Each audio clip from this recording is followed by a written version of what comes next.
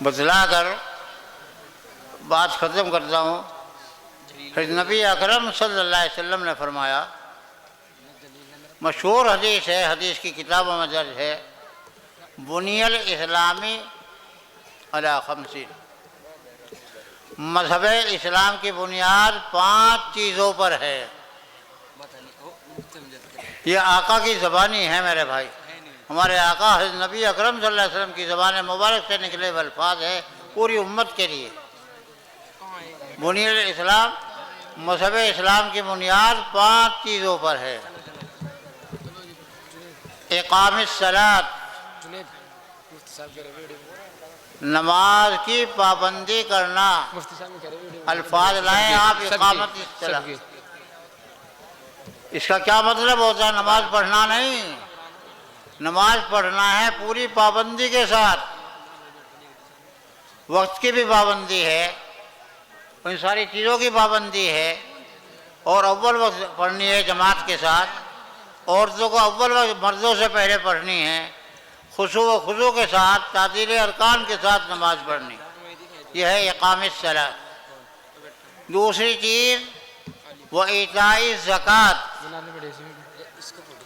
زکوٰۃ کا اہتمام کے ساتھ اپنے پاس جو اللہ نے مال دیا ہے، چاندی سونا یا کوئی اس طرح کی چیز دی ہے، مسئلہ علماء سے پوچھ لیں، پابندی کے ساتھ ایک ایک آنے پائے کا حساب کر کے زکوٰۃ نکالنا ساربل ہونے پر، یہ بھی بنیاد میں ہے۔ بنیاد کا مطلب سب سے بڑا فرض ہوتا ہے وہ۔ تیسری چیز وہ صوم رمضان، تیسری چیز وہ صوم رمضان، رمضان پاک کے روزے رکھنا۔ بس مجھے اسی پر ذرا سی بات کرنی ہے، اس حدیث کی روشنی میں رمضان پاک کی بڑی اہمیت ہے بھائی۔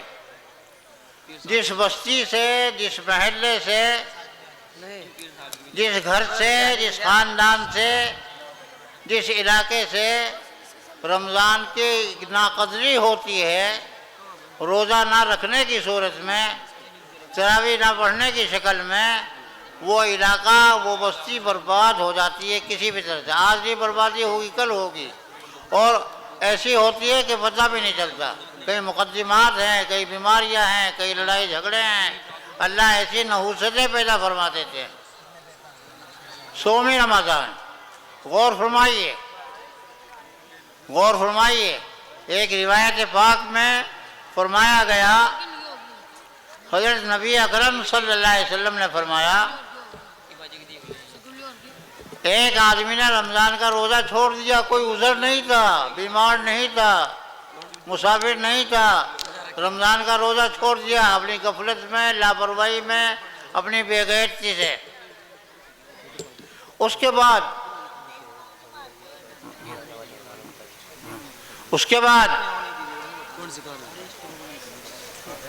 اسے احساس ہوا عید کے قریب کہ بہت برا ہوا، رمضان کا اتنا اہم فرض میں نے چھوڑ دیا، اور اس احساس کی وجہ سے اس نے ارادہ کر لیا، جب تک میری زندگی ہے، جب تک میری زندگی ہے، جب تک میں روزے رکھوں گا۔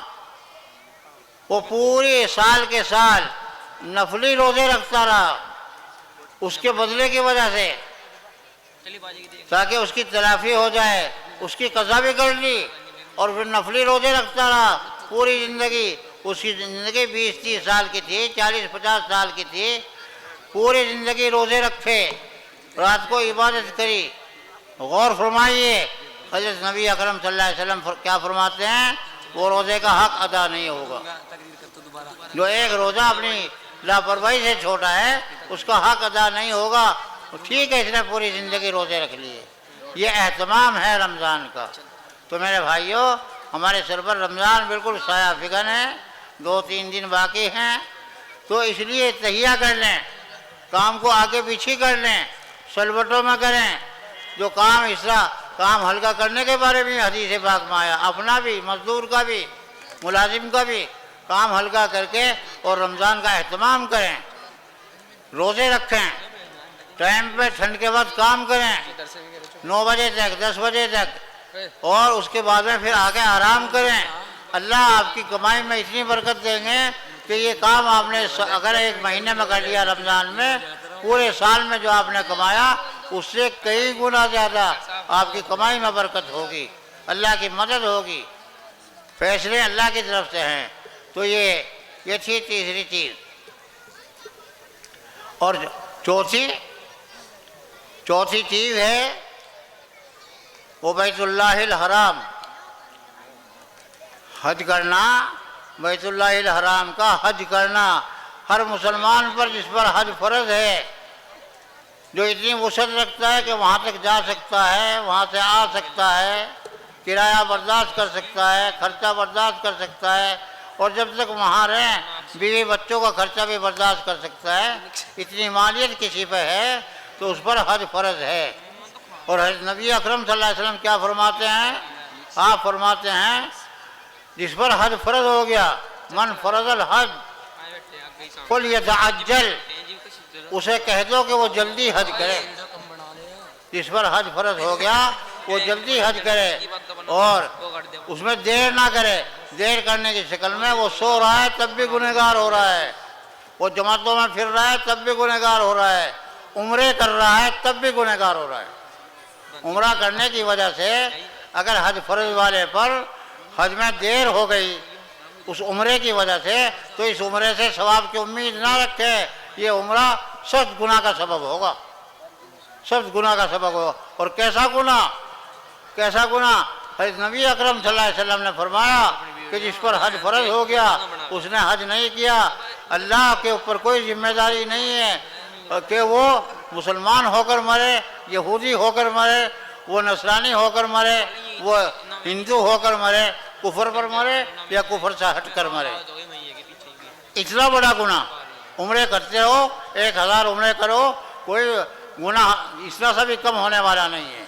ایک بیماری چل پڑی ہے، ایک مرض چل پڑا ہے، اچھے خاصے صاحب وسعت مالدار جو اچھے خاصے ہیں بس عمرہ کر رہے، عمرہ کرنے کی وجہ سوچتے ہیں کہ اب تو حج کر ہی آئے، وہ عمرہ کر ہی آئے، وہاں دیکھ آئے، اور خوش ہوتے ہیں بہت بڑا کام کر آئے، حالانکہ وہ گناہ سر پر لے کر آئے، اللہ کی ناراضگی، اللہ کا غضب سر پر لے کر آئے۔ اس لیے یہ ایک طرح کی بیماری ہے، بالکل جس پر حج فرض ہے وہ عمرے کا ارادہ بالکل نہ کرے، نہ خود کرے نہ کسی کا کرائے، حج کرے پھر چاہے وہ ہر سال عمرہ کرتا رہے۔ تو یہ چوتھی چیز تھی۔ اور بھائی جو سب سے پہلی چیز ہے وہ ہمارے عقائد جو پورے پختہ ہونے چاہیے، مسلمان کا عقیدہ پورا پختہ مضبوط ہونا چاہیے، اللہ کے ایک ہونے کا، نبی پاک صلی اللہ علیہ وسلم کے رسول ہونے کا یہ عقیدہ ہونا چاہیے۔ اور وہ کیا فرما رہے ہیں اس میں میری بھلائی ہے، میری خیر ہے، وہ اسی پہ یہ عقیدہ پختہ ہونا چاہیے۔ بہرحال یہ چھوٹی سی حدیث تھی۔ اب رمضان آ رہا ہے، اس کے بارے میں کسی کی نماز نہ چھوٹے۔ یہ 4 اعمال بدلائے، 4 اعمال بدلائے۔ پہلی چیز نماز، دوسری چیز زکوٰۃ، تیسری چیز روزہ، چوتھی چیز حج۔ ان چاروں کا تعلق ایسا ہے اگر ایک عمل کر لیا دوسرا عمل چھوٹ گیا تو وہ بھی قبول نہیں۔ نماز پابندی سے پڑھتا رہا، روزہ چھوڑ دیا، نماز بھی قابل قبول نہیں۔ نماز اور روزہ کرا لیکن زکوٰۃ نہیں دی، قابل قبول نہیں۔ ایسا تعلق ہے ان حضرات ان اعمال میں، ان بنیادی چیزوں میں۔ تو یہ گویا کہ مذہب اسلام کی بنیاد ہے، جس پر پورے مذہب کی بنیاد ٹکی ہوئی ہے۔ اگر ایک کو ہٹا دیا جائے تو اس طرف سے گر جاتی ہے، بیچ میں سے ہٹا دی جائے وہ عمارت گر جاتی ہے۔ ایسے مذہب اسلام ایک کی نہ سستی کرنے سے، غفلت کرنے سے مذہب اسلام میں بھی نقصان پہنچ جاتا ہے، مذہب مکمل نہیں رہتا۔ اور جب مذہب مکمل نہیں رہتا اللہ کی رضامندی نہیں ملتی، اللہ ناراض ہوتے ہیں، نبی پاک صلی اللہ علیہ وسلم ناراض ہوتے ہیں، فرشتوں کی بد دعا ہوتی ہے۔ تو میرے بھائی رمضان آ گیا، پوری قدر کریں، پابندی کے ساتھ روزہ، کہیں سے اطلاع نہ ملے۔ اس جلسے کا یہ اثر ہونا چاہیے کہ پورے گوانڈ سے، پورے علاقے سے کہیں کی اطلاع نہ ملے کہ فلاں گاؤں میں روزے نہیں رکھے گئے، وہاں روٹی پکتی رہی، کھیتوں پر جاتی رہی، گھروں میں دھواں اٹھتا رہا، یہ کہیں کی اطلاع میں نہ ملا۔ اللہ ہمیں عمل کرنے کی توفیق نصیب فرمائے. کریں گے بھائی صاحب انشاءاللہ. رمضان کی قدر اسی طرح کریں گے جسے ہمارے آقا بتلا رہے ہیں. تو بھائی رمضان کی قدر کریں, پھر دیکھو آپ کی دنیا کی زندگی جنت والی زندگی بن جائے گی انشاءاللہ, اور وہ برکتیں حاصل ہوگی آپ سوچ نہیں سکتے. وما علینا الا البلاغ. بس دعا کریں. اور نماز مسجد میں ہوگی, کھانا یہاں پر ہوگا, سب کھانا کھا کر جائیں. الحمدللہ رب العالمین والصلاة والسلام علی سید الانبیاء والمرسلین وعلی آلہ وصحبہ اجمعین وسلم تسلیما کثیرا کثیرا. اللہم احسن عاقبتنا فی الامور کلہا واجرنا من خزی الدنیا وعذاب الآخرہ.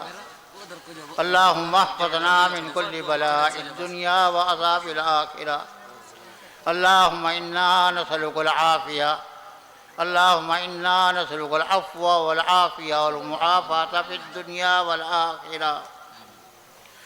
اللہم انت السلام ومنک السلام تبارک ذا الجلال والاکرام. اللہم ربنا آتنا فی الدنیا حسنة وفی الآخرة حسنة وقنا عذاب النار. اللہم انا نسألک من خیر ما سألک منہ نبیک وحبیبک محمد صلی اللہ علیہ وسلم وعبادک الصالحون, ونعوذ بک من شر ما استعاذک منہ نبیک وحبیبک محمد صلی اللہ علیہ وسلم وعبادک الصالحون. اللہم انت المستعان وعلیک البلاغ ولا حول ولا قوة الا باللہ العلی العظیم. اللہم انا نسألک علما نافعا وعملا متقبلا وشفاء من كل داء ورزقا حلالا طيبا واسعا. اللہم انا نعوذ بک من علم لا ينفع وقلب لا يخشع ومن دعاء لا يسمع ومن هؤلاء الاربع.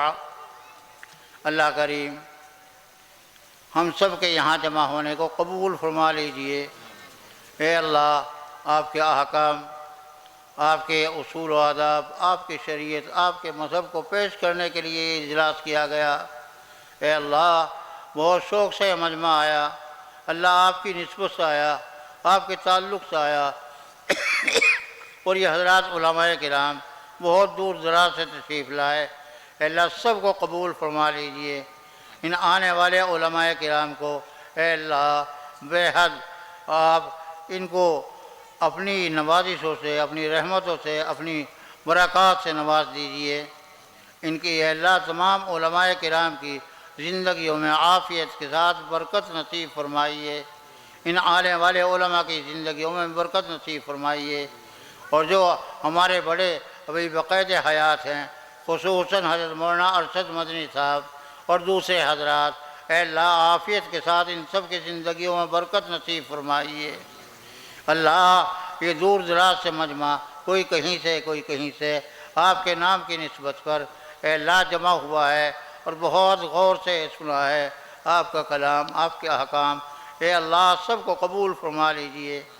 اے اللہ جو سنا اور جو سن رہے عصر کے وقت سے اب تک, اے اللہ سننے سے کہیں زیادہ ہم سب کو اور اس مجمع کو عمل کرنے کی توفیق نصیب فرما دیجئے. اے اللہ ایمان کو ہماری زندگی میں رچا بسا دیجئے.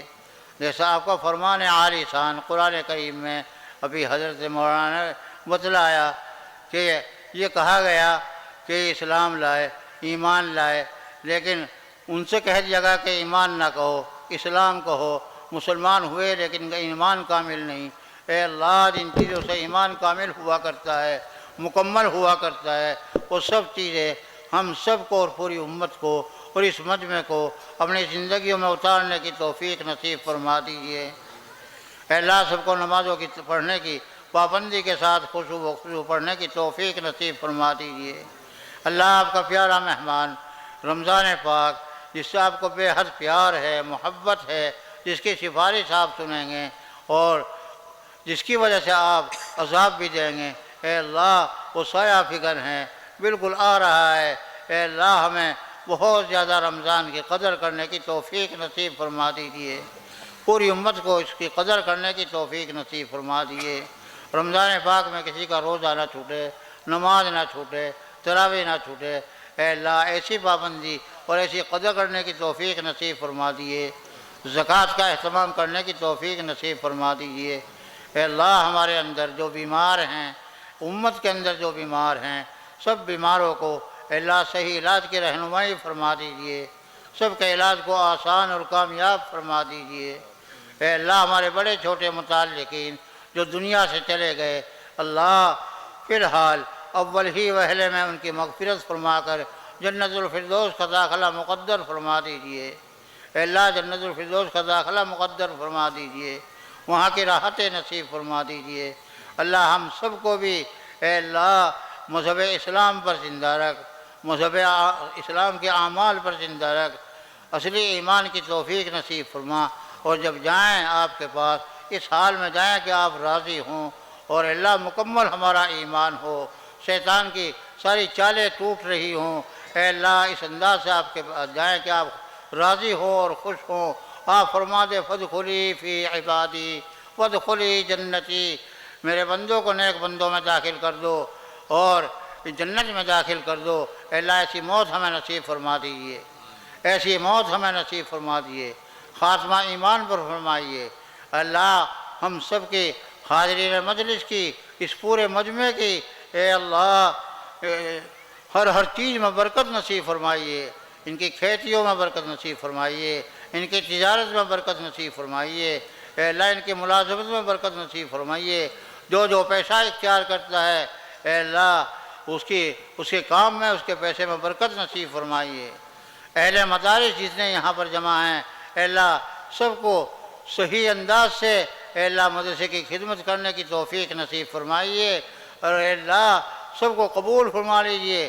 ان کے مدرسوں میں، بچوں میں، اساتذہ میں، مالی امداد، مالی تعاون میں، ان کے معاونین میں، تعاون کرنے والوں میں سب کو بے حد برکتیں نصیب فرما دیجیے۔